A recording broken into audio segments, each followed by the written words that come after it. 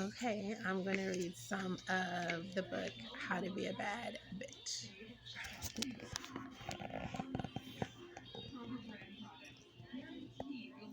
A little later in the 90s, there was this neighborhood in Philly called South Street that was really popping. That's where most of the city's vintage boutiques and punk rock record stores were. And you'd see people walking down the street with different colored hair or mohawks or ripped up jeans long before any of that was cool anywhere else in Philly. I loved it. I couldn't get enough. Seeing all that individuality and creativity made me feel free to try out all the different crazy looks I was starting to come up with in my head. Soon enough, I was known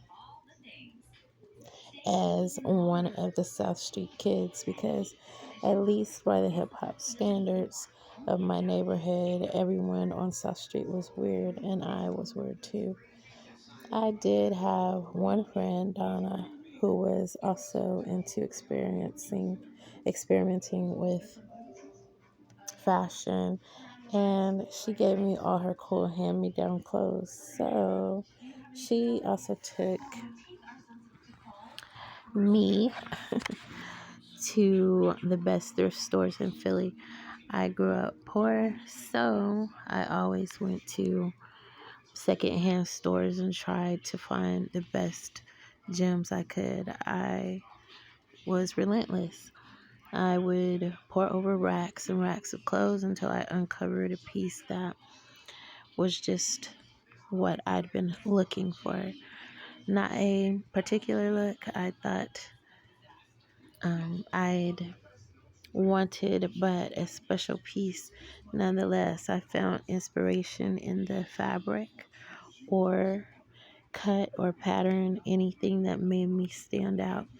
And even more important, I made it fit with the vision I had of myself, which was fabulous and glam and worlds away from the streets of Philly or the Goodwill or the dollar store.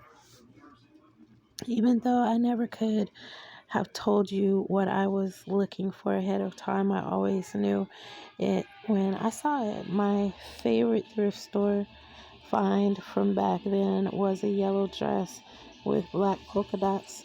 It kind of looked like the outfit a small town waitress would wear. But that that's what made it dope. It was so cute and it became my favorite dress.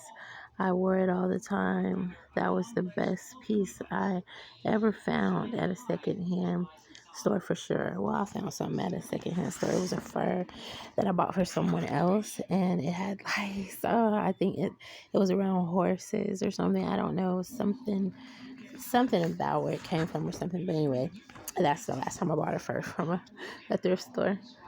I found my other favorite look from back then when I was about 14 years old. This was in 97 or 98. I started working at a store on South Street called Unica. We got in a complete guest outfit made out of a special kind of treated denim that was almost shiny. It had a matching jacket and pants, and each piece cost $120. Back then, that was a lot of money, especially for me, but I had to have it, so I put it on layaway and I kept it in my mind. I am going to get that outfit. I am going to get that outfit. Finally, I'd saved up enough money and bought brought it home. I wore it every single day. I was obsessed. Wear wear what makes you feel good. That sounds like a good plan.